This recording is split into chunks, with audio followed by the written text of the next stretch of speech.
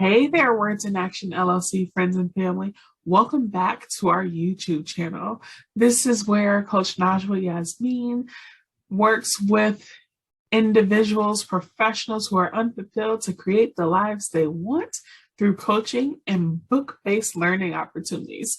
Today, we're going to delve into that book-based learning opportunity. We're going to look at what it means to sort of embrace books and learn from books of different genres in a conversation with Coach Johnna Renée of Shit I Wish Somebody Told Me. I hope you enjoy this conversation and that you take from it what you can. And I hope you're inspired to explore new genres of books and to delve into a new book or an old book in a new way. Welcome to Words in Action LLC. It is wonderful to have you today. With me, I have Coach Jana Matthews from Shit I Wish Someone Told Me, fabulous podcast found on Spotify, Instagram, I feel like a few other places as well, where she speaks with her guests and tells all about different things that you can learn and apply to your life.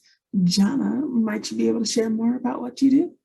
Yes, thank you so much for asking and for having me here. I am super excited, which you'll probably be able to tell as we get into this conversation. And I hope that energy is obvious. But yes, I'm Jana, and I am an evidence-based certified life coach. I work with individuals to help them really get to the root of what is going on, because I feel that a lot of what we have, seen in our, common culture today is good. Like, there's a lot of terms being thrown around, and at the same time, like, the awareness is great, but let's, focus on, not the symptom. Let's focus on like the cause, kind of a thing. The symptom is, obviously important, but let's get to the root of what that is. So I use a system called the self system. So we look at self-discovery, evolution, taking what you learn within that and applying it to create the life that you want. And then also figuring out what your future focus formula is, all from an evidence-based perspective. Because again, like a lot of things like, work for different people, but I like people to know the why. It's like how my brain works. And so that is why I started the podcast, Shit I Wish Someone Told Me. And exactly like you said, you have been a guest, so make sure to check out our episode to share all of the things that I wish that someone would have told me, like exactly what it says. And so I invite my guests on to do the same so that we can shine a light on these things that have really been impactful in our lives, that we're like, what, why? Like, just why would no one share this information? And so, yeah, that's what I do. Thank you for sharing. And today, what we're going to do here on Words in Action LLC is we're going to share about how books of all genres impact you.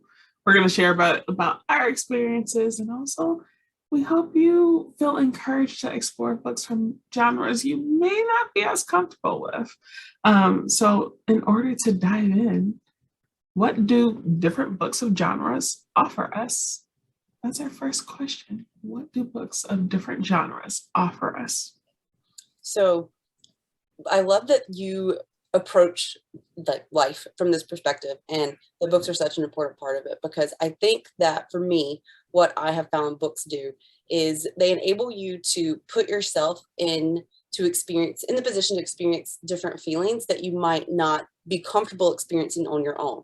They enable you to empathize, and that therefore empowers you to get more comfortable with whatever feeling it is that this character is feeling, which therefore sends the message to your body of like, hey, this is what this feeling is, like, this is why they're feeling that way. And it really helps you to develop an awareness so that you can deepen your own self-discovery and how those same feelings are coming up for you. And so in a way, it offers the opportunity for you to feel the feelings that, are within you, but not from a space where it's you, right? Because it's always easier whenever we are, giving a friend advice, or whenever we are in a position where we can like watch a movie. Like, we like that because it enables us to feel things, like we are feeling creatures.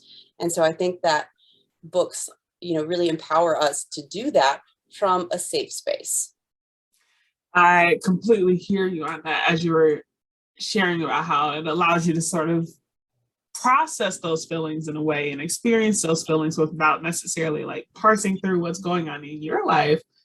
It makes me think of like, there's certain books I think are like comfort books, or certain books like I am looking for at certain times. So sometimes I'm like, I'm a little angsty. I want like an action book that like goes through all of that, but I don't necessarily have to like deal with it. Or not like deal with it at a later time. So like for instance, right now I'm listening to, what is the name of this book?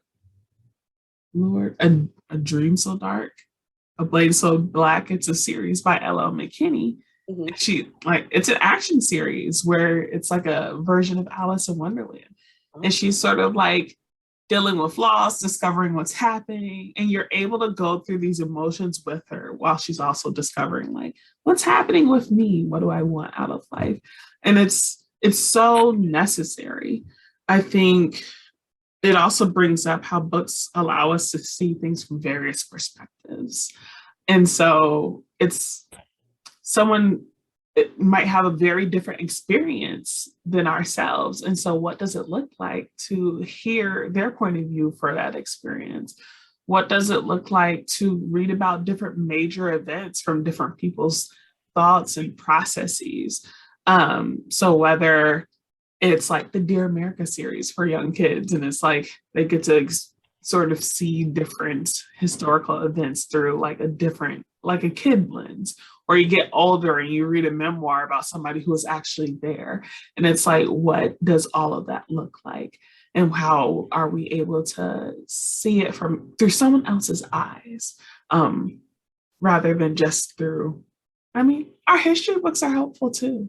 But what does that look like?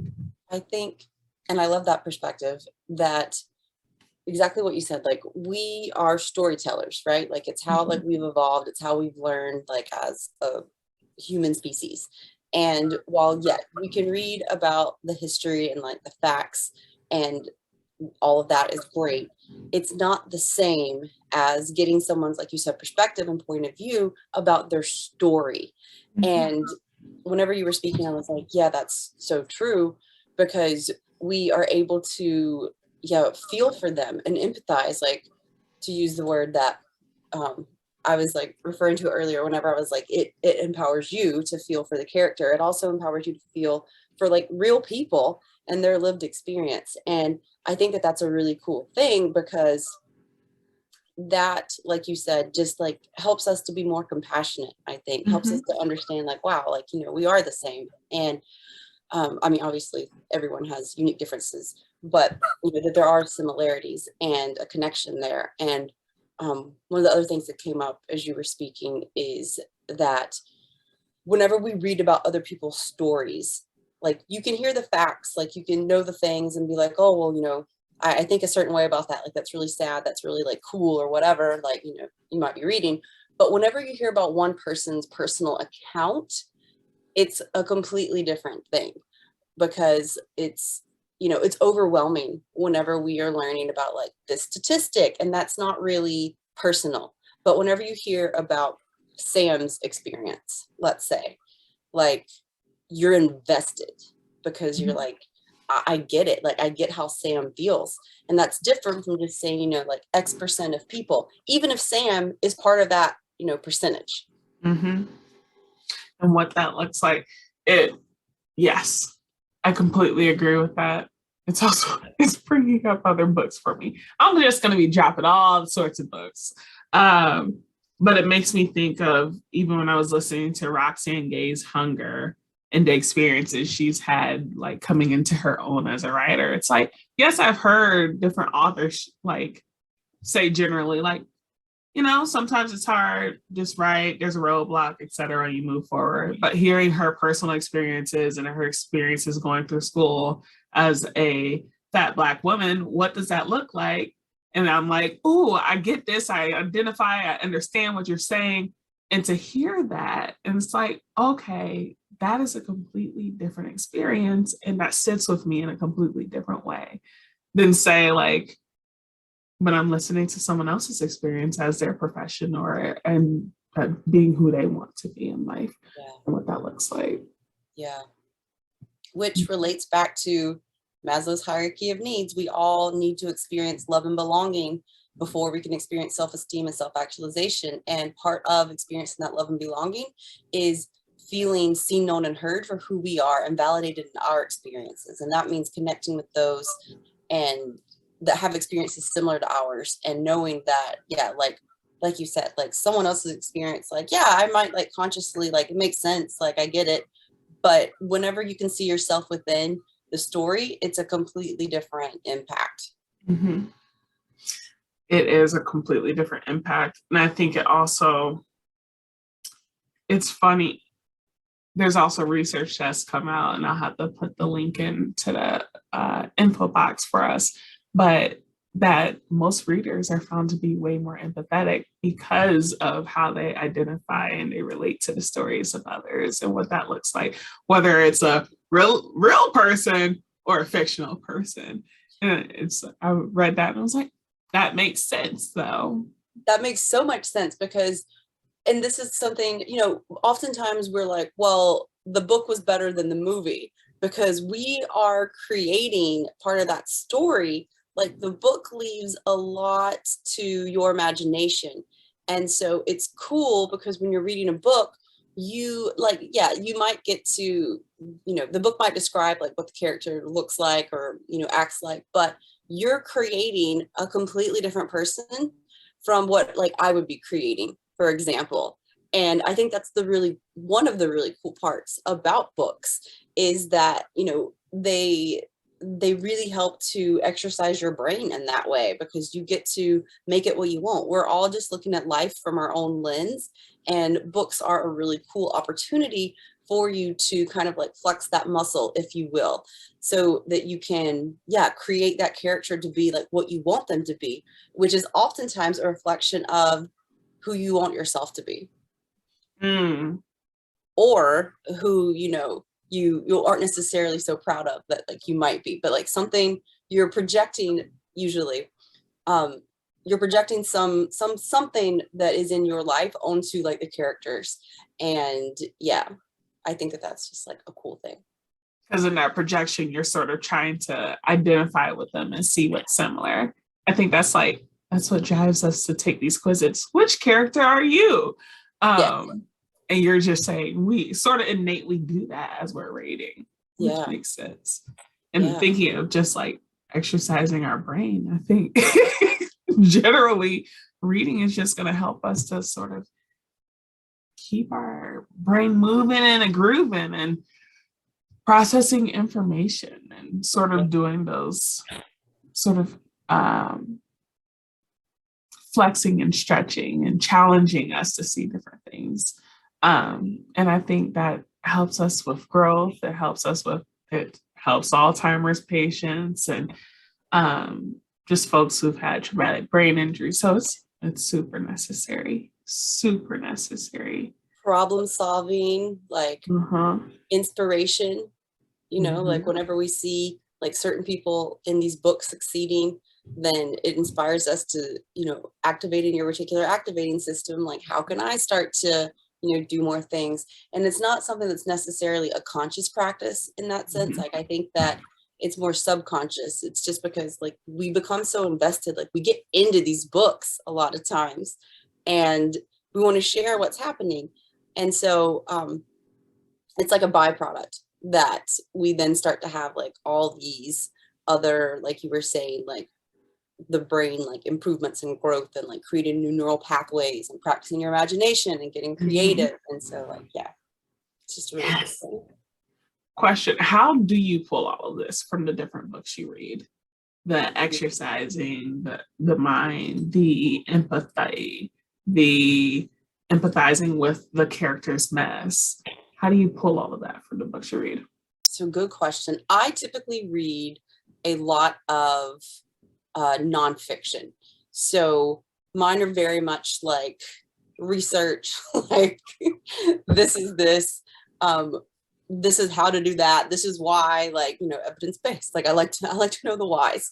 And so whenever I'm reading those kinds of books, this is going to be a two-part answer. When I'm reading those kinds of books, I like to think, how can I apply this to my clients, or how can I apply this to myself?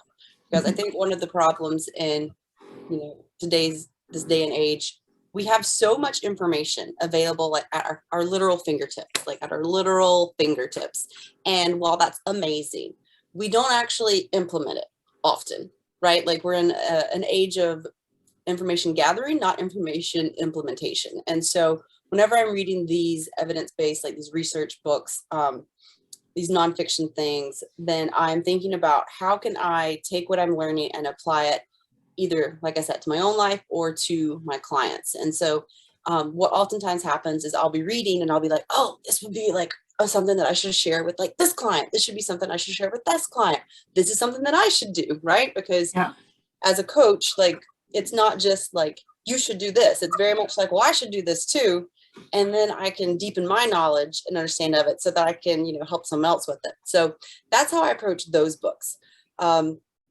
Whenever I am reading anything else, then it is a situation where I kind of allow myself to get lost, like, and just experience it for what it is. And like, I think that we need that release oftentimes.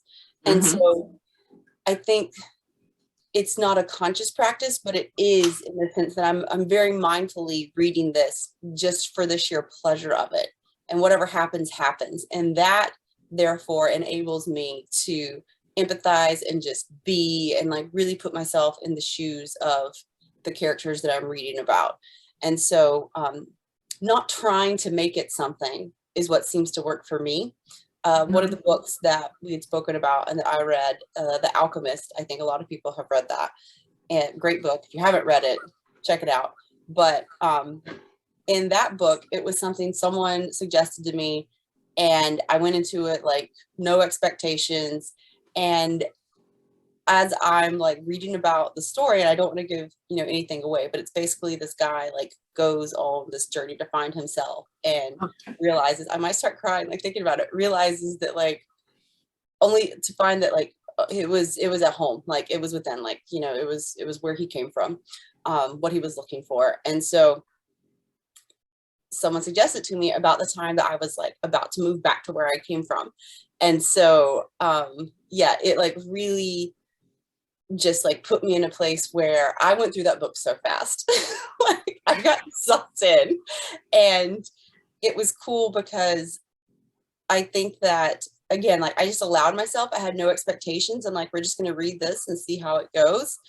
And it very much was something where, like we spoke about, I was able to relate to his experience and like see myself like going through that.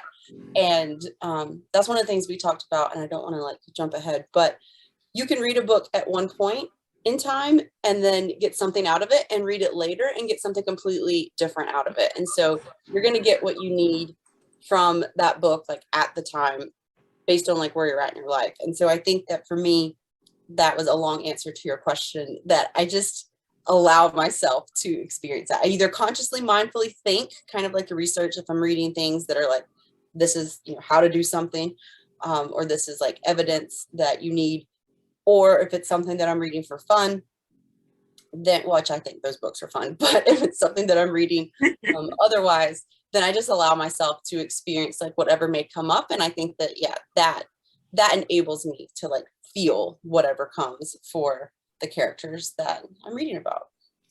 It was nice to hear your example of The Alchemist and how it came right at the time as you were moving home, and like how you were able to identify with that character. I'm also curious, like, what's one of those books you use for your research, for your self-learning or your work with your clients? So I have one here. Jim Quick, Limitless. It talks about how, it uses brain science and talks about like, things that are good for the brain. We all know like you need to eat healthy and do these certain things, but there's actually certain foods and practices you can do. There's certain things that you can do to improve your memory and research-based stuff. So he talks about a lot of that. And so those are things that I will bring to my clients, that I will, update my program with, that I include with my program, so that I'm taking like, and I'm referencing, I'm not just being like, I came up with this, like, Right. like this is where it came from. But I think part of, like having all this access to information is like, it's overwhelming. And so it's helpful to have someone kind of like, well, this is a nice, neat little package for you here, kind of a thing. And so The Body Keeps the Score is one we spoke about. I love that book. and it's really well done in terms of trauma and how to rewire your brain based on a bunch of different practices. And so whenever I'm reading those kinds of books, they're just like different little techniques and practices to like put in your toolkit kind of a thing. And so whenever I'm doing those, yeah, like I said, it's very much like either this is something that I'm going to make sure goes in the program, or this is something that I'm going to like try out myself. Yeah. Do a little bit of my own R&D. Love it. I love it. I always find it's so exciting when I pull things from books or hear about people pulling things from books and then applying it. It's like, yay. So then how did it go? Yes. And it's like, how did it impact your life? I know that's one thing. I'm just like, for example, one of my big books around that was like Effortless. Not Effortless. Goodness, not remembering right now. Gregory McEwen. Effortless is his second book. I can't remember the first one right now. We're having a moment with our book titles today. I'm gonna have to pull up my little Instagram and look at it. But in his book, he was essentially talking about what it looks like to draw back and find out what is most important. Essentialism by Gregory McEwen. And what it looks like to pull back and sort of focus on what is most important for you, and recognizing that like determining what's essential is not having a list of priorities. It's like, what's that one thing you really want to focus on and moving toward it. And when I started doing it, I'm like, oh, this changes things. Like, I'm not saying yes to everything. Like, that means I have more energy to do what I really want to do. That means I'm able to do something else. I'm like, yes, I love this. Yeah. And which meant that I was also like, here you go, world. Here's some other books that you should also try as well, which is also sounds like you do with your clients, which is so necessary to just like open people's eyes to new information. And I think sometimes people are like, books are too much, but there might be little tidbits you can take from books. Sometimes it's not always reading the whole book, which also came up in our conversation about being okay with taking what you need. And if you need to DNF that book or do not finish, it's okay. Yeah. Something that came up whenever you were talking about essentialism, Atomic Habits is like a great practical book by James Clear, if you haven't read that. And it talks about exactly what it says. It's very practical in application. It talks about, it's not whenever we set goals, like, do this big thing. It's like, what are these small sustainable steps that you can implement, for the long haul that will then therefore result in this big, huge shift.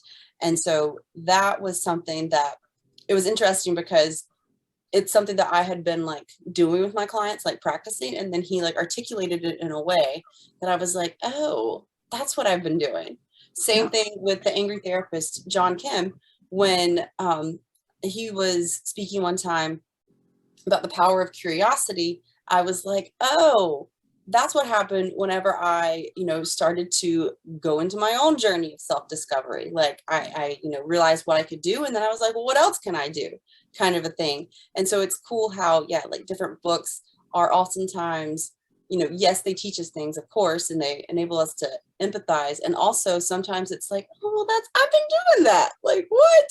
And so it's cool to, again, like relate in that way and to be able to have that information. So what we were speaking about, to your point about like not finishing the book. Yeah, I think a lot of times people, and I think this is a societal problem. People are like, you need to finish. And it's like, no, you don't. Like, if you've gotten what you need from it, then like close it and put it on the shelf. Like, it's fine. You don't have to, like you said, like read the whole thing. Like, there's no shame. And then oftentimes I've also started reading a book and I'm like, this book is terrible. And so like, it sucks. Like, I hate this book. But one of my friends suggested, Cecil, he suggested that you, wherever you're at, skip forward like 50, 100 pages, read that chapter. And if you still are like, no, then maybe it's not for you right now. And that's okay. That's okay. Yeah. And I've heard of people like, sometimes I look at the back of the book, I'm like, what's going to happen? What do I need to know? And if I don't like it, I'm like, goodbye. It's also like, I'm a mood reader. So like if it doesn't fit my mood and what I want, it gets dropped. The number of books I've been through this past week alone, or past 2 weeks, was like, not this one, not this one, not this one. Oh, I should reread this book I've read before. I love that. I love that. So we spoke about like, yes, like if it doesn't fit, then like throw it to the side kind of a thing. And I'm kind of selective. Like I buy a lot of books, but then when it's time to like read the next one, like even if I have a list that I'm like, these are the books that I want to go through next, when I finish that one book, if I then look at the next book on my list and I'm like, yeah, like, and so you just articulated that and like, yeah, like it depends on kind of like what's going on in my life. I'm like, I don't know, like if that's really what I want to read right now. And so I love, whenever you were mentioning it, what came up for me was like, I'm like, she's doing that, like she picks out her outfits, or not your outfits, but like how one would pick out an outfit. Yes. I love that because I was seeing myself like, I'm going to wear this. No, I'm going to wear that. No. Well, maybe this, but like not those pants. And so like maybe this genre, but like not that book kind of a thing. So I love that you offered that perspective because I think, yeah, that's a really cool way of like thinking about it and of giving everyone listening and watching grace because yeah, like you don't have to like read it if you were like, this is good, but then you read the book that you just finished and you then decide, I don't want to read this one anymore. Like, that's fine. And I think that that's part of it, right? Like, that's part of the freedom that you have to, you know, do what you want, like to make it enjoyable. If you are, you know, making yourself read books you don't really want to read, then you're not going to read them. Like, don't force yourself. Oh, we're past the period of forcing ourselves to read books. That was like in school when you had to read the textbooks and the journal articles and the book and the novel with your class. Now it's up to us. Like, what do I want to read? Do you want that graphic novel? Do you want to read a YA book right now? Do you want to get some realistic fiction, sci-fi?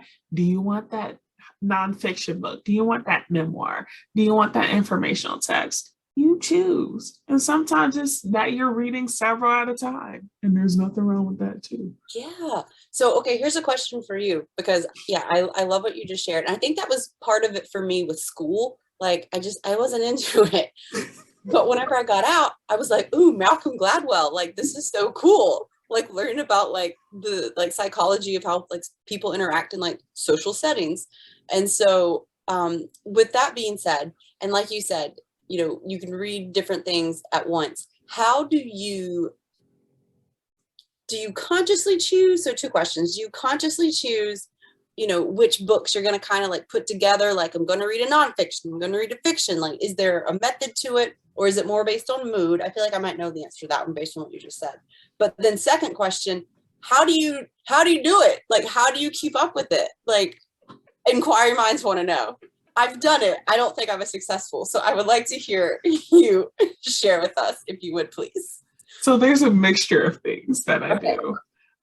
For a period of time, I realized I was reading like about 4 books at a time. There was one that was more 4 books this year. When you say read, do you mean like you're reading them, or do these also include audiobooks? So it's a mixture. Okay. So I'll have like 2 on audio and 2 hard copy. Okay. And so certain ones are easier for me to take in different ways. I'm like a visual and auditory learner. So those 2 things work very well for me. Mm-hmm. Mm-hmm. And so like I might listen to 2 or physically read 2. I can't do ebooks. For some reason, that just doesn't work well for me. I've done that once. And that was when I was reading the last book of the Divergent series before I got tired and mad at it and put it down. It was a moment for me. But I would do a more like a learning about personal development book. Mm-hmm. A book that was usually a memoir as well. Mm-hmm. Then I would do a science fiction. And then the last one was like a chance book, wild card. But it usually like was like those 3. Uh, Definitely those three, and then the wild card. And then more recently, I've been like, that's too many books at once. And so like I might have one or two. And one is more so like, again, like learning, depending on what I'm doing, or it's like I'm bored with this book and I want to read a different book. And so, for instance, I might do like an action book and a romance book at one time, like an action adventure or a romance. Those are two completely different things, but depending on how chill I want to be. Sometimes. Right. I'm like, you can listen to the romance book and I can sort of like work along with the action book. So I'm sort of like, hold on, who just hit who, or like who just went on the path and the journey to do what? And I sort of have to focus more. And so more recently I've been more so, it's based on like what I have time and space for. So for instance, I'm in classes right now and doing a lot of like creation-based work where I have to use my brain a ton to like create a lot of different things. Which is exhausting. Which means I don't want to necessarily listen to things that have to figure out a puzzle, which means that either I'm looking at a comfort book, which is more so usually like an action book I've read before. So like L.L. McKinney series that I was just talking about, or several of Octavia E. Butler's books. And just like re-listening to them, or I'm listening to like a chiller like romance read or quick young adult fiction book. So for instance, Pride was one I used for that a while back, even though Pride was actually like really good and went a little more in depth, by Indy Zaboy, or Getting a Short Story anthology. So I think that answers your question. No, that's what I thought. It kind of seems like it depends in terms of your selection. But I like that you are clearly aware of yourself in terms of like what you said, like you're doing a lot of things that require creation-based, like figuring things out. And that was something that, so like, as you said, I'm learning things right now. I'm like, oh, maybe that's why I haven't wanted to pick up my book, because I like to read every day. And I'm like, maybe that's why I haven't wanted to pick it up, because I'm doing, like you said, like things that are requiring brain power right now, like in my business. And it's something where we love. And at the same time, I'm just like, I'm tired. Yeah. I don't want to also now have to read this and think about how like that also applies. And so I'm definitely going to reevaluate what I'm reading. So thank you for that. But okay, so whenever you have these books, like whenever you decide like, these are what I'm reading right now, how do you keep track of them? Like, what does that process look like? Or is it just kind of like, you don't have to worry about it? I don't know if I have a system for keeping track of them. My worst thing is keeping track on the apps. So I've been reading a lot more audiobooks.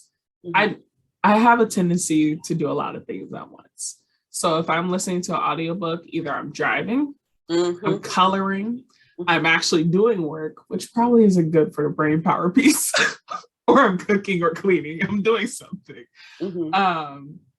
Or just like laying there and zoning out and staring at the sky, to be real with you.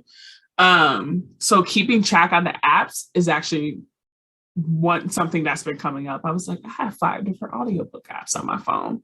Which app is my book in? And so sometimes I sit there and click and click and click.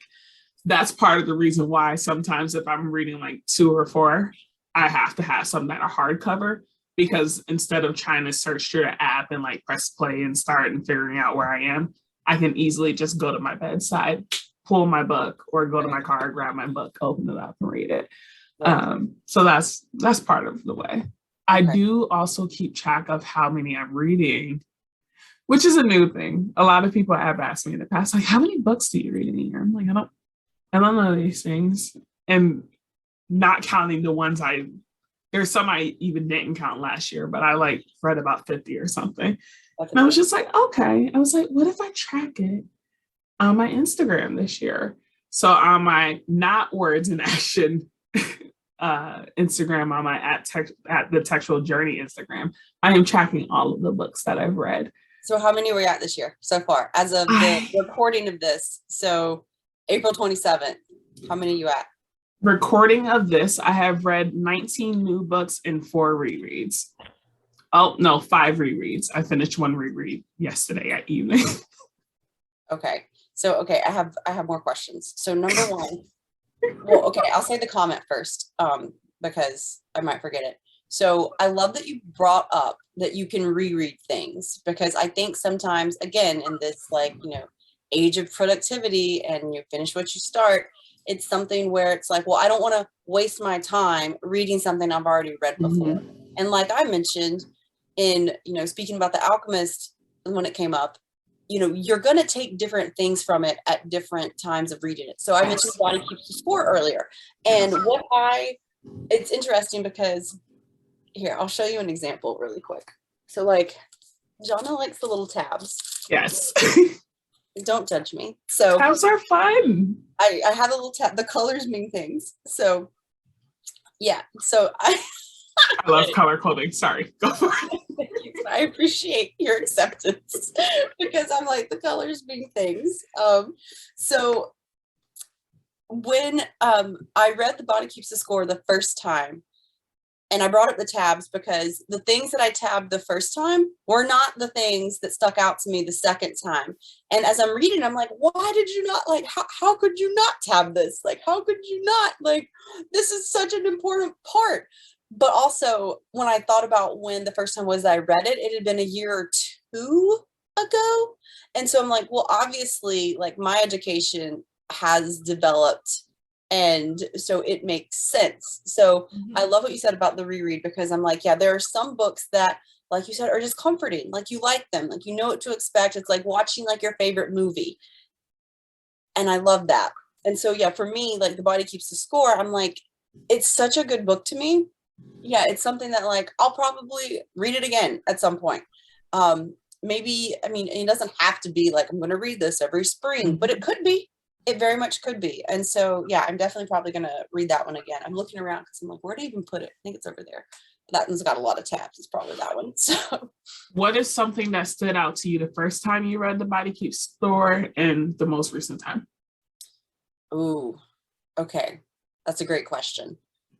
I think the first time it was really just an awareness, because the reason I got the book is I looked up. So whenever we went through the life coaching certification program that we both went through, positive psychology was what stood out to me as like the thing that I wanted to invest more like education in.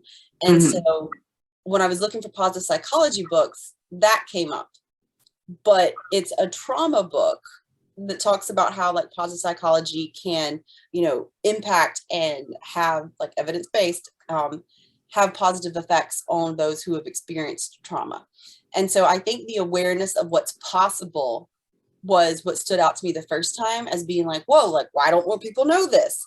Versus the second time, what stood out to me more was the different examples that he gave in the book and how that made more sense to me in terms of application, because I had done my own research and learned more things and coach more clients and, just develop and deepen my own knowledge and awareness. So the techniques that came up were like, well, that's genius. Like, well, that's like a really smart way to do this. Well, like, that's something that I could bring to my clients, kind of a thing. And so it was like, for me, like a deeper understanding. So like the first time it was like, oh, like this is cool stuff.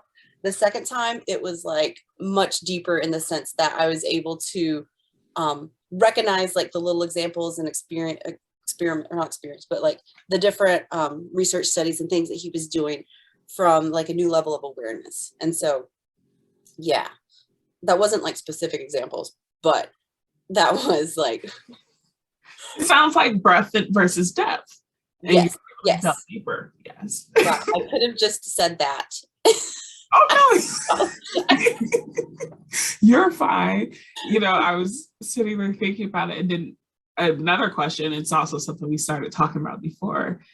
Have you ever, when you go back to these books, do you ever begin to sort of like clump together a series of books that sort of touch on these topics from across genres? So that's a great question. You have a lot of great questions. Yes. So the more knowledge that you have, like knowledge truly is power. And so it's interesting because this is a great question. And I made this comment to one of my friends. There are certain books that you read and you're like, well, this is what they said in this other book. Like, well, this is what they said in that book. And so, yeah, you start to recognize that like there's some overlap. And I think that it's interesting because some people, like some messages can only be heard in your voice, right? And so some things land a bit differently, but because you have such an awareness, it's cool to recognize like, oh, well, I knew this and this is how, and I know how to articulate it with my own words, but like now you have that much more information and perspective to be able to consider it from another point of view.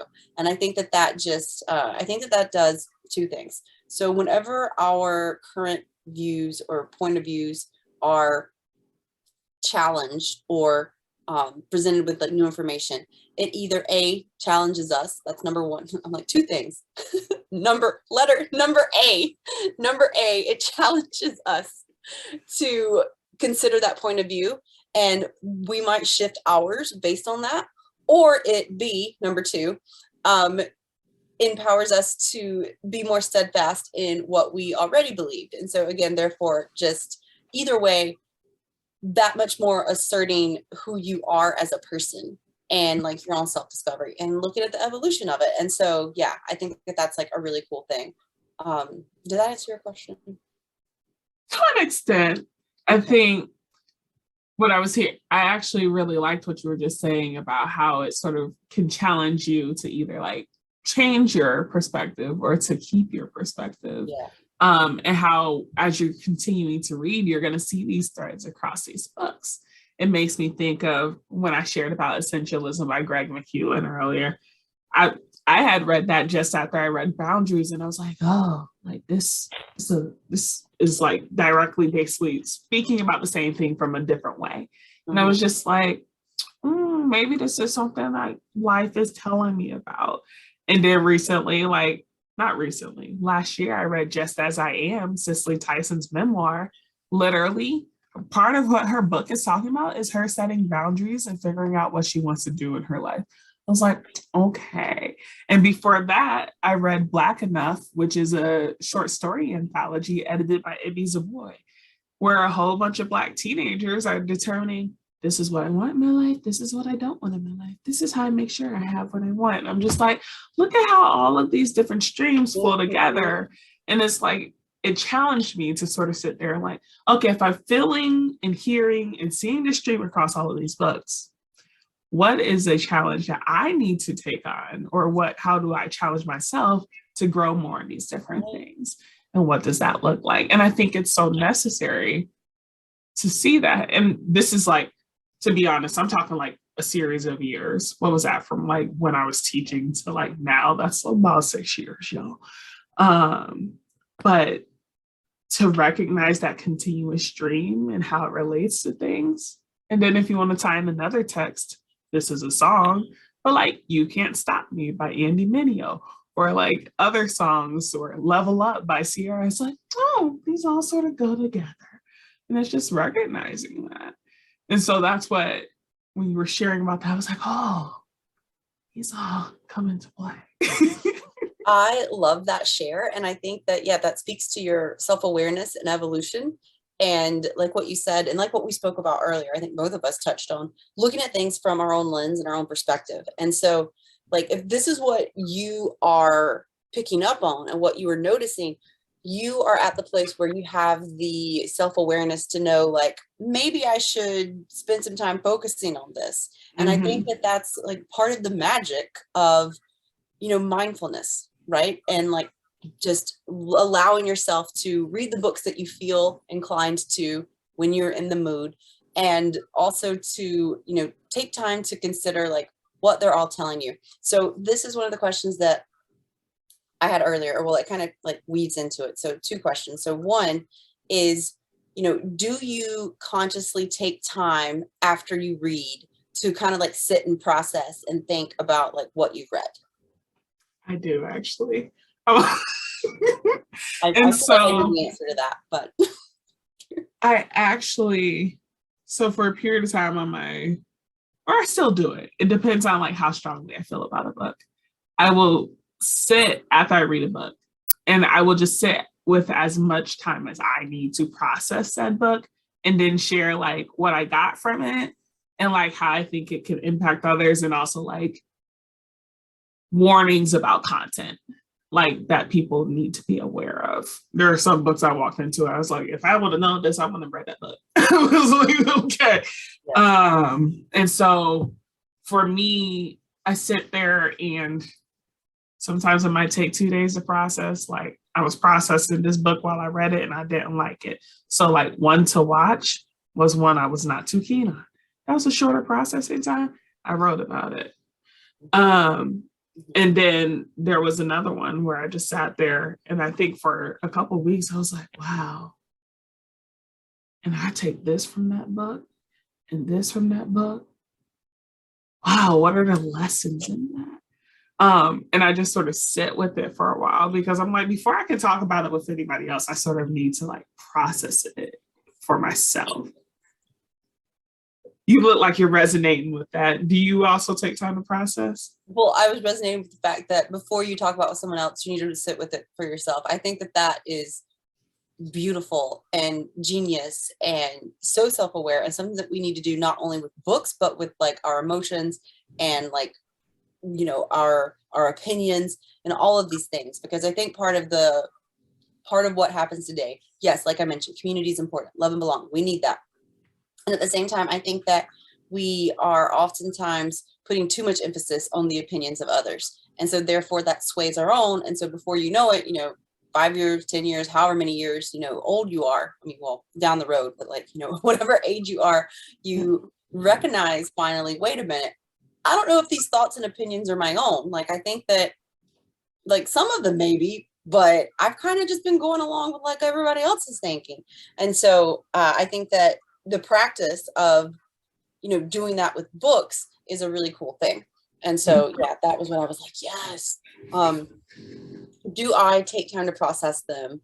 Full transparency, no. I should.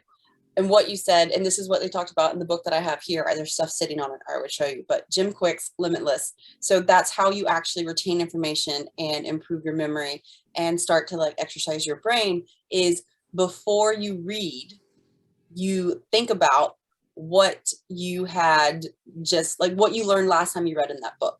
And so you do like your work on your memory recall. And then whenever you are reading the next chapter, you approach it from the perspective of, I'm reading this to share it with someone else. And so what that does is that primes your brain to approach it differently. Like if I'm reading something for myself, you know, like whatever, but if I'm going to read something, I'm going to teach you about it at, you know, whenever I'm done, if I'm going to text you and tell you like, hey, clip notes, this is what happened, then I'm going to be much more mindful of it. And I'm going to approach it from a completely different way. And so those are like some cool things that, yeah, are kind of simple in terms of processing. What I do, and this was like another question here, I can show you this one. I'll grab it while you're answering this one. So yes, you process, you said. So well, this is another like two-parter. I still have that one question I haven't asked. So when you're processing, do you have a formula for that? Because I know you said for one book, it like was, you know, a day or so, but then another book was like a couple weeks. And so do you like sit down and journal? Do you like, I know you're sharing like book reviews on your Instagram, like, is there like a process that you use? And also I want to share this trigger warning. If you do pick up The Body Keeps the Score, just trigger warning. Like there's a lot of stuff in there that might be hard to read for people. So okay. Yeah, just mindful of that. That's good to know. And thank you for that content warning. I had a connection to something you said, completely disappeared now, but your question about if I have a processing process. Yes. No, funnily enough, I know we both like processes, but I find that hilarious. I don't think I have a process for that. I think I usually sit there. I'm in my head a lot. So sometimes I just sit there and I think about it. I percolate on it. Might be while I'm driving. I like driving with music, but sometimes I just have it off and just do the thinking time. Right. And just sort of like thinking about like what I can take from that book. Yeah. Sometimes it is writing out what I felt with that book, or it's talking it out. Since I'm also like a verbal processor and written processor. But it depends on the book. Some books I'm like, wow, there's a lot to pull apart here. Other books, so like for instance, one of my comfort books is Fledgling by Octavia E. Butler. It's about for lack of the off-world New Earth inhabitants who are in this book are not called vampires, but that's essentially sort of like what they are, for instance. And part of what's happening is in this book, you're covering a lot of stuff.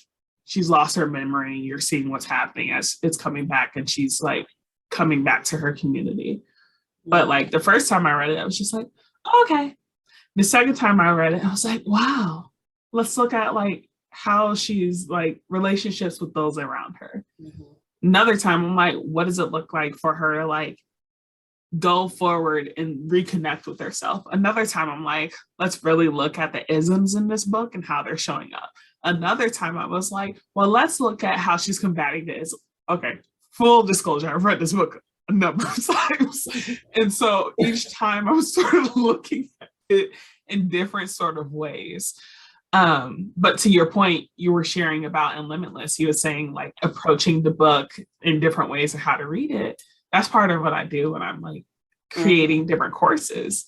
Like I read it once, just like I need to get the information. Another time it's like, okay, now that I need to get the information, what are key points to take out? Now let me read it the third time. What are the activities to go with the information I need to pull out? Or like if I'm editing someone's text, it's like, okay, brief read. What is the key thing I need to get from this? Second read, like, does the plot flow? Third read, like, is there something throwing off the plot, the flow, the grammar, etc. Right. And then I start checking all of that. But each read has a very particular intention. Okay, cool. So do you have a process for processing?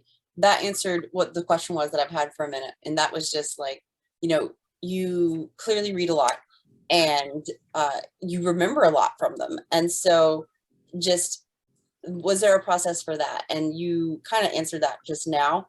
But is there anything else that you do whenever you are going into, you know, reading a book that, you know, like I said, we're in, I feel, an age of information gathering, not information implementation. And so to combat that information like acquisition, is there something that you do specifically other than what you shared whenever you are doing like, you know, an editing or for creating a course? Is there something specifically that you do whenever you're going in to read books that help you to retain this information more? Ooh, and I think that goes to what you're asking about applying and implementing the different aspects of the books. That is where I think that's where my reflection piece comes in. Usually I'm reflecting on things happening within my life. And so, for instance, like one of my reflection pieces right now is utilizing the reflection and growth journal I've created, and I'm using it. And it's also like, okay, so I read this book, this happened in this book. How does this apply to my life? Oh, so for instance, when I read Black Girls Must Be Magic, Black Girls Must Die Exhausted series, and the second one, Black Girls Must Be Magic, I started cackling at the end of the last one. Not cackling. I was very delighted. And so I giggled a little about the fact that A, the friends saw a life coach, and B, like the sort of like affirmations the life coach gave them and stuff. And I was just like, this aligns with the fact that I'm like using affirmations right now, but also it aligns with the fact that, oh, like I'm pushing on in a different aspect of like my career. What does it look like for me to push on in this aspect of the career?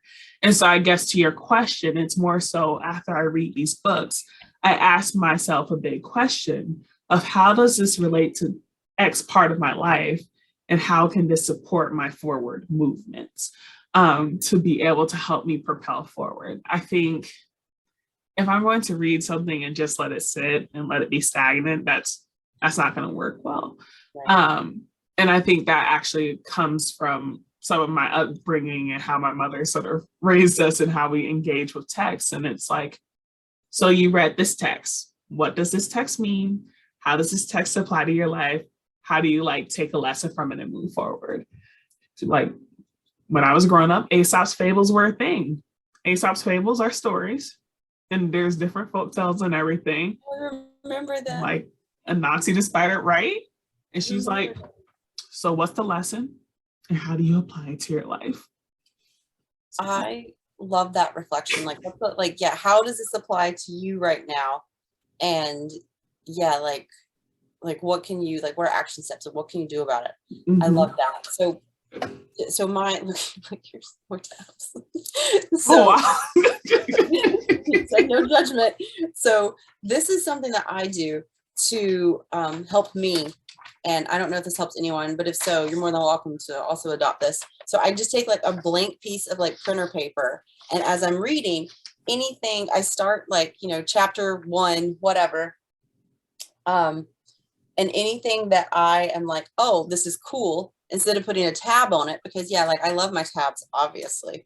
But I also like having just a piece of paper so that I can clearly, you know, see, oh, well, like on page, you know, 30 here, leading from the bottom, communication, consistent and frequent, highlight the work of those involved, break through the outcomes. This is from Seth Godin's, Godin, how do you say it?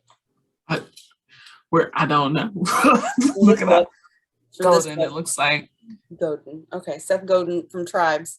So yeah, like I like having just kind of like a little, like a highlight, if you will, right, of all the things that kind of stood out. And that helps me also whenever I sit down and I go to reflect on, well, what did you learn last time you read?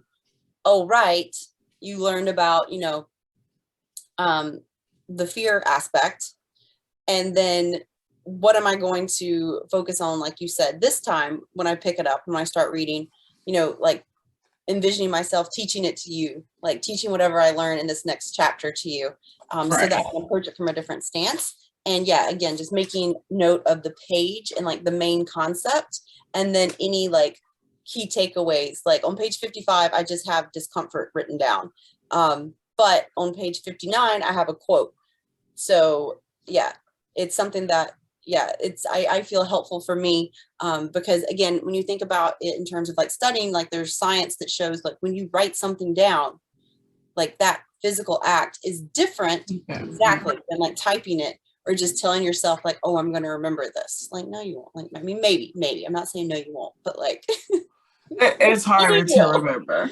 Right. But like, I have it written down here. And so, yeah, the one path that never works is the most common one, doing nothing at all. And so like, right, that's just a good quote. Yeah. So I like having, I have something about curiosity here. So yeah, I like having my little cheat sheet, if you will, for books that I read. See, you're nice. I like that you write that separately. So for instance, oh, you can't even see it courtesy of my filter. Oh, I write in all my margins. Oh. Before I went to college, I was like, I'm not writing my margins. Now I'm like, if it's an informational text, all my margins, all my pages have highlights and underlines and written facts and little emojis on it. I remember in high school, they were like, emojis aren't good annotations. I'm like, that's how I feel about that part. If I need a question mark or a light bulb or a little smiley face, there's a reason for it. Oh my God, I love that. Do you have stickers or do you draw them?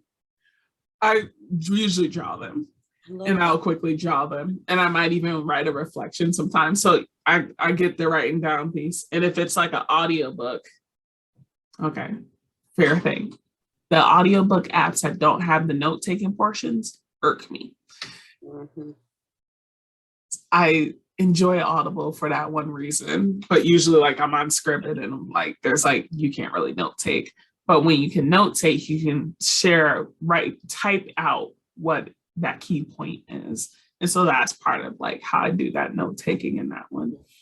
So yeah, I wanted to note, so you mentioned you don't like ebooks and you do like the audiobooks. And for me, I've tried the audiobooks. I've done the ebooks. I too, like I've got a Kindle. Look, it's right here. but like, I don't use this thing because it's not the same. It's not the same. I can't put tabs on it. Like, it's not the same. I haven't tried it in a long time, so maybe it would serve me better now because yeah, we've got like stacks piled around the room of books, but I like the book. And for me, the audio, I love that you brought up that point about, you know, not being able to take notes irking you, because like hashtag same. Like for me, I listened to, oh my God, I can't think of the name of it. I listened to this book that I thought was really good, The Feminist Mystique, on Audible or audio, some audio platform. And I was listening to it, and I would do it while I'm washing dishes or like something. And I would hear something and I'm like, wait, what did they just say? Go back. No, that's too far. Hold on. How do I bookmark this? What kind of notes do I put? And so for me, like, that was really annoying. And so I'm just like, I don't think these are for me. Like, I can listen to a podcast. That's fine. But like, even then sometimes like, I'm like, wait, screenshot this timestamp. Like I want to come back to it, kind of a thing. And so, yeah, for me, I respect that you like the audiobooks and I commend you for it. Personally, I am just like, yeah. I moved with my books. When I moved from South Florida to North Carolina, I just moved with like a couple boxes of books because I'm like, I'm not getting rid of them. Like, I still have a storage unit where I used to live, and part of what's in there is books. Yeah. You have to move with your books, especially if they're ones that you go back to. They're your references. They support you in your work. Yes. You should do like an unboxing when you go back to your storage unit and find all your old books. Like, how cool would that be? Like, what's in there? And like watching your reaction as you discover ones that, like, I'm sure there's some that you don't know what they are, like in those in there. I don't have the inventory. I have been sitting there. I'm like, what book is it there? I was looking for a book here and I was like, I think that's back there. Right? So you know some, but yeah, I would love to watch an unboxing. I think that should be vote below, comment below if we want I want an unboxing. I'm going to go in and comment. I would love an unboxing to see your reaction as you find like some of the good stuff. Cause you know, some of it you're like, that could stay lost, but like the ones that you get really excited about, I would love to see that. I would love an unboxing of the books. Certain books that just have your heart. It's like, so like for instance, the series by Jasmine Guillory. Mm-hmm. So she's a romance author, but her romance books aren't like and then she fell in love. It's like, she's this powerful, like professional doing her thing. And it's like, oh yeah, I guess you can come into my life, but let me focus on my job too. I'm like, oh yes, love that. I'm like, this is what it's about. Have your cake and eat it too. Even though that monarch was a little, anyways. But no, I'm like, I'm interested in reading that. So okay, cool. Something for me to add to my Amazon shopping cart. Well, that goes into a question I have for you.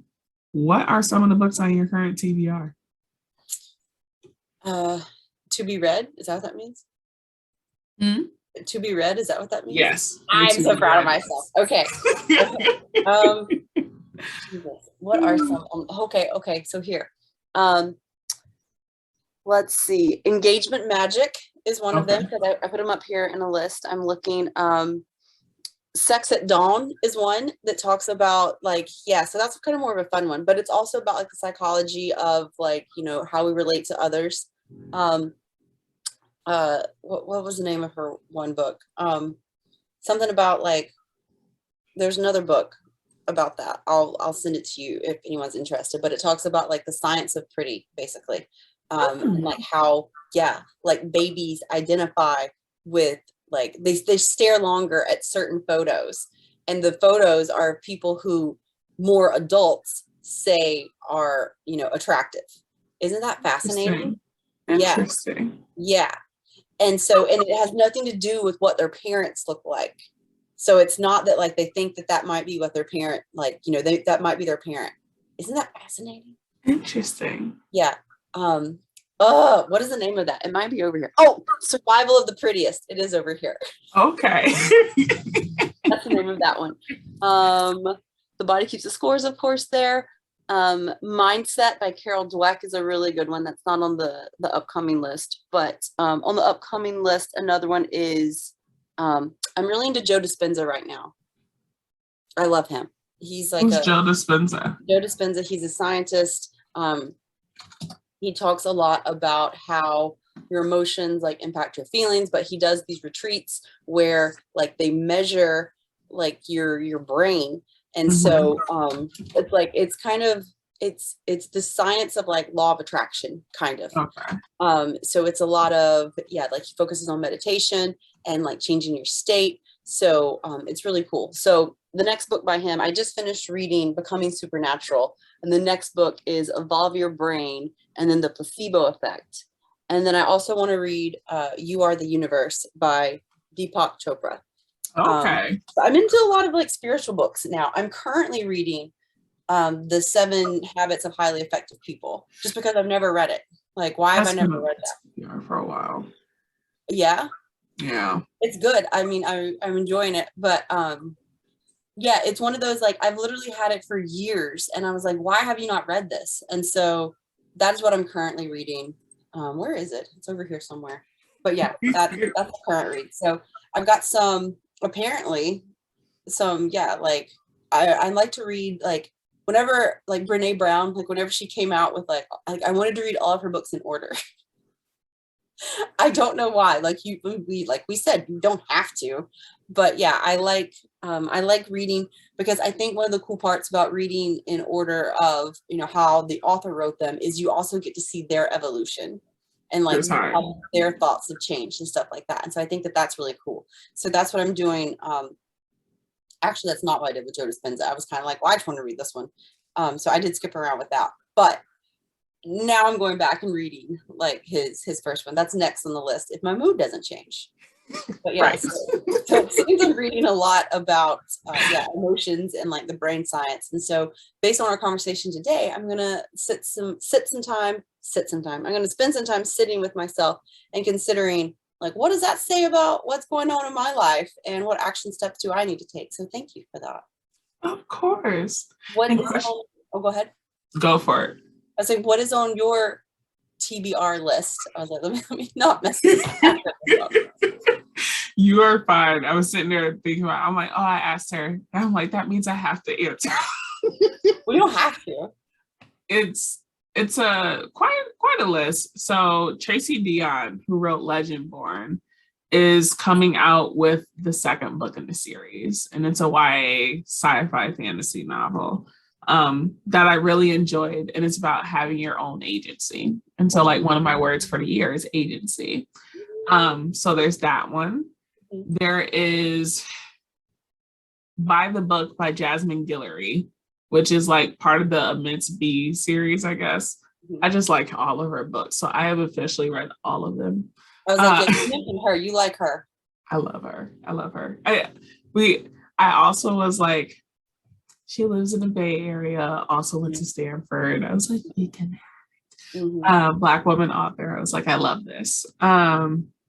There is also, I want to reread the Good Luck Girls series by Charlotte Nicole Davis. That's another one about agency, but also talks about pushing against oppressions in the world. Specifically, Good Luck Girls is talking about, some young women who were sort of forced into sex work, and they're like, this isn't what I want to do. And how do we get out of this? And that's actually a fiction series, YA fiction series. I like a lot of YA, but I also want to look at, there's a few new memoirs. So I want to look at Viola Davis's memoir, Tiffany Haddish's memoir. There's a few other ones as well. I really like memoirs. She wrote a new one, didn't she? Didn't Tiffany Haddish? I think it's a unicorn one, right? Or did she write a one after that? She definitely has one that has unicorn in the title. Yeah. But I thought that she wrote another one, but maybe I'm making that up because she's done a lot of stuff. She had like a talk show. She's been doing. Yeah. Yeah. Her memoir is The Last Black Unicorn. Yes. Yes. Mm-hmm. So I want to check that out. I also want to look at, you were talking about the 7 habits of highly effective people. That's on there, but I really want to look at the subtle art of not giving an F. So I was just like, I want to check that out. And I was like, I'm deciding. Someone recommended that book to me. They're like, I think you would like it. And I was like, I think I'm already practicing that art. So I don't, I mean, I'm not opposed to reading it, but I'm just kind of like, I read what it was about and it seemed like interesting, but you know how sometimes you are like, this will be so good. And then you read about it and then you read it and you're like, kind of already, like, there's nothing. Yeah. So, I mean, I'm not against it. Like, let me know how it goes if you do read it. But yeah, I'm kind of like, I feel like we could read that later. Like, I feel like we got that box checked. We are practicing that art. And so cool. Yeah, I've got other things I want to read. Amazon is very good at, so if you are wondering what book you should read next, anyone watching and listening, then obviously you can take one of our awesome suggestions, or you just go to Amazon and type in your favorite book and then see what it suggests. After it, yes. That algorithm is like on point. Yeah, Scribbit does something similar. I'm like, what's this book? Press play. And it's like, oh yeah. Which makes me think of a whole other series that I also want to finish reading too. But yes, there's a lot of them out there. I think there's a lot of books I explore, and we'll never find each one or get to each one, but we can at least touch as many as we are able to. Question for you: is there one book out or one genre that you might explore following this conversation? I'm interested in what you shared about the different take on the romance novels from like a place of empowerment. Like that piqued my interest for sure. But I think my biggest takeaway from this, if I may share, but you didn't ask, is that okay? Go for it. Okay. I think my biggest takeaway is really being more mindful of what is standing out to me as I read different books. Like what key theme did I take away instead of like my list? Like what key thing did I take away and how is that currently, relevant in my life? That is like my main takeaway from this conversation, because that's something I've never done. And that's something that I'm like, oh my God, like, why have you not ever done that? That's some stuff I wish someone told me. Yes. So I'm definitely going to be thinking about that. I like that takeaway. I definitely do. And I'm also glad that romance from that standpoint has piqued your interest. Yeah, I can definitely send you. Thank you for both of that. Yeah, thank you for both. You're welcome. Now I'm wondering, your biggest takeaway? That's what I was just thinking. What is my biggest takeaway? I think I've sort of pulled back from like the personal professional development books for a while, but I'm sitting here, I'm like, I haven't read one of those in a minute. And the last time I started one, I was just like, too much. And so now I'm maybe thinking like, even if I don't open a new one, what if I open an old one to take something from it? And what does that look like? That's why I have my list. That's why I have my list. So I'm like, well, you don't have to read the whole thing. You can just look at the highlights. Right. And so now I'm like, which one would I want to go back into and delve back into? For instance, during this conversation, one that came up was one around the, what is it even called? It's like the seven different ways of leadership. I'd have to look up the actual book title because obviously I am not the best with remembering that right now. You remember so much. Like, I'm impressed. What? You remembered so much. Like, I'm impressed. You're naming like authors and book titles and series, and I'm just like, I'm like, there's stacks. I can go pull them for you. Thank you. I think the leadership one, it's like a principles of leadership book. And it was talking about different ways of showing up as a leader. It has a 7 and like 7 different ways to show up as a leader or a manager. As I was like working with someone yesterday, I was like, they definitely need like somebody who's just like able to hear them out right now and be coached right now. And I was just like, okay. I was like, so what are those other 7 pieces? Because somebody else needs a different sort of support. And so I was like, let me delve into that again. But I also know I want to like finish Stacey Abrams' book, and what does that look like? So yeah. Are you listening to that, or are you watching that? Are you listening to that, or is that like a hard copy? So I was listening. I was listening to that, but I think, and here's what I found: books that have exercises in it, I get perturbed when I'm listening and can't then go do the exercise. Yeah. And so I need to go purchase it and finish it. Yeah. And I need to do that with another coaching book that I was reading too, because I was just like, I need to buy it at this point because I can't do the exercise because I'm not about to keep listening today. What you do, Max. Or is there an online resource? Because sometimes, so like in Atomic Habits, he sends you to the website a lot in the book. Mm-hmm. I would have to check. I feel like some authors do that. So like I remember Shan Boodram in Game of Desire. Friend was like, let's read this together. So we read it. And all of her resources and all the activities were online. And I was like, this is the best thing ever. So I love when they do that. Some authors are just like, it's just in the book, darling. I thought of another book I want to read. What Oprah, I don't remember who she did it with, but You Are Not Your Trauma. You Are Not What Happened to You. Whatever that book is, that might not be the title. It's not Tamara Burke and Brene Brown's book, right? Oh, no, but I wanted to read that one too. That one I think is actually in the Amazon comment. Tamara Burke and Brene Brown's book. I started it. I didn't have to finish it. So this is something I also learned about myself. Like sometimes I just start them and I'll finish them later down the line. You're your best thing: vulnerability, shame, resilience, and the Black experience. Tarana Burke and Brene Brown. My apologies to Tarana Burke for messing up your name. That might be in the Amazon cart. What I was referring to, Oprah. And why doesn't it say, well, because it's Oprah, like who cares who else is in it? What Happened to You, Conversations on Trauma.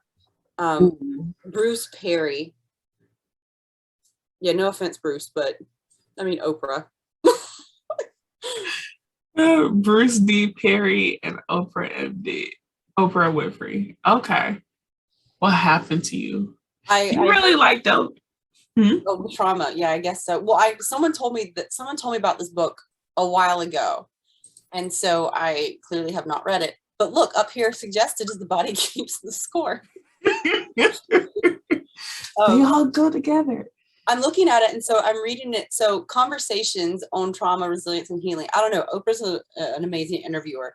But so whenever they're conversational books, so like I mentioned Malcolm Gladwell, I really love Malcolm Gladwell. But what I observed is whenever he came out with What the Dog Saw, which is like a collection of, because he used to write for the New York Times, and What the Dog Saw is is actually named after Cesar Millan, which is a cool, which is a cool side thing. But it like was a bunch of short stories, and for me, I did not enjoy that. Also, David and Goliath that he wrote was kind of like that, because for me, I'm like, he had done that in others, like to give different like research examples, but there was like more content to them. And I think for me, I like we spoke about, like, I like getting into like the story. I like getting into like that research versus like these little short stories, like cool. And at the same time, I'm like, it was too short for me. Like I might as well have been like Googling research papers kind of a thing. And so, I mean, yeah. So now that I say that, because now that I'm like reading that this is conversations, I'm like, is that going to be a bunch of short stories? Because if so, Johnna might not do that. But that's something you need to know about yourself. Yep. And I would not have had I not read that one book where I was like, I mean, it was cool, but that's not what I like. Because sometimes it's like, if it's not what you like, you are not going to enjoy it.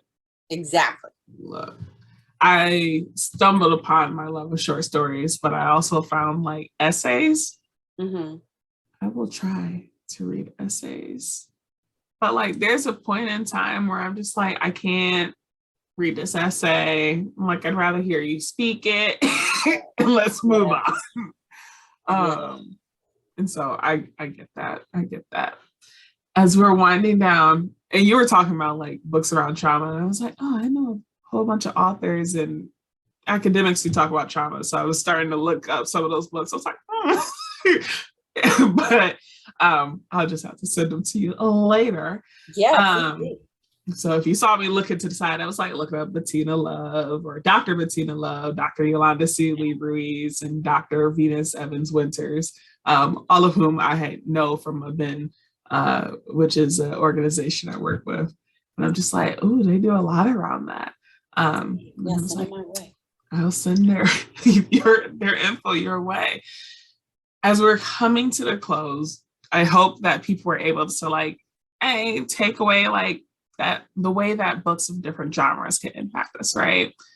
Recognizing what genres we do like, and also like what does it look like to explore a different genre, whether it be romance or delving back into like professional development. And how can we take it away and apply it to our lives or impact those around us? And I hope it also encourages you to explore a bit more, fill out some other books, and do some fun new things. As we come to a close, Jana, do you have any new offerings that you are sharing with folks right now? So, yes, thank you for asking. One of the things that I have spent working on for like the first few months of the year is a resource called When Self-Help Isn't Helping. And it is a mini series that helps you understand, if you're someone who's like read the self-help books and, has like lost the momentum, like it worked for a minute, but then it didn't. And, you're trying these things, but like, it's not really doing what it says it should.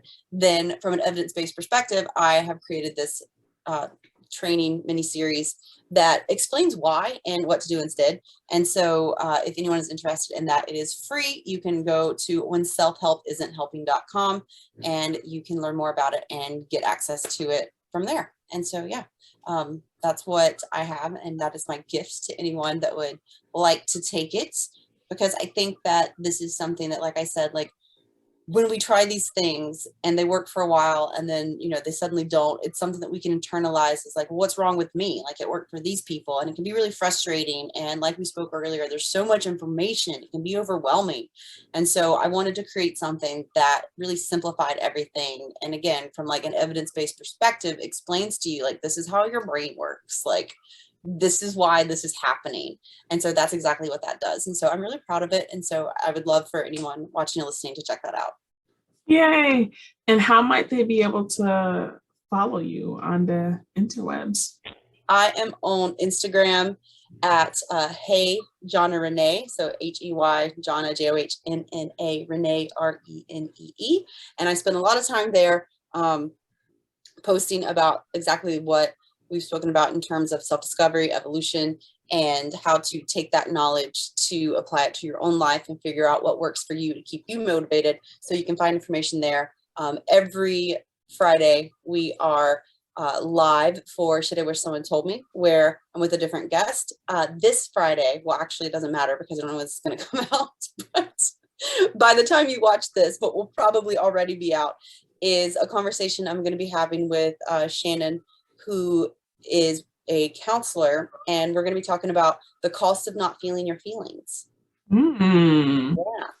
And what are you going over next week as well? Next week being May 6th.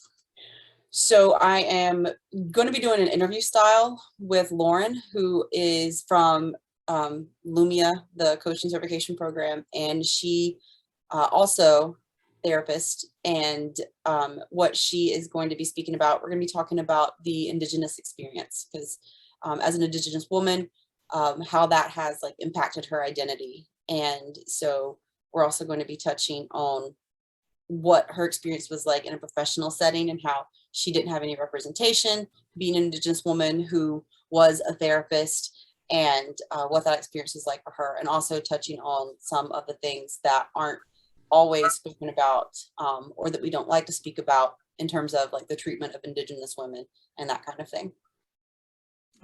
Those both sound like two very powerful podcasts. So I hope folks are able to check it out, and this will be posted next week. So, and you're going to be coming on the show again You've already been on the show once. We talked about the beauty of saying no, so you can check that out. So yeah, and you're going to be coming back again, so I'm excited for that. I'm excited as well. I always enjoy talking with you. Hey, this has been so fun. Thank you for having me. Of course, and thank you for joining us.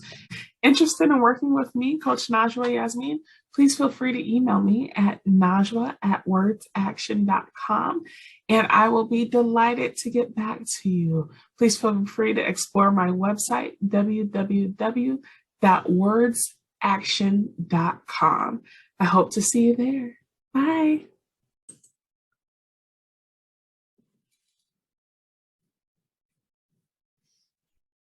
I love my little hat. Oh my goodness. Oh, hey, y'all. I didn't realize I was recording. But while you're here, how about you hit that subscribe button and turn on your notifications for future videos? See you later.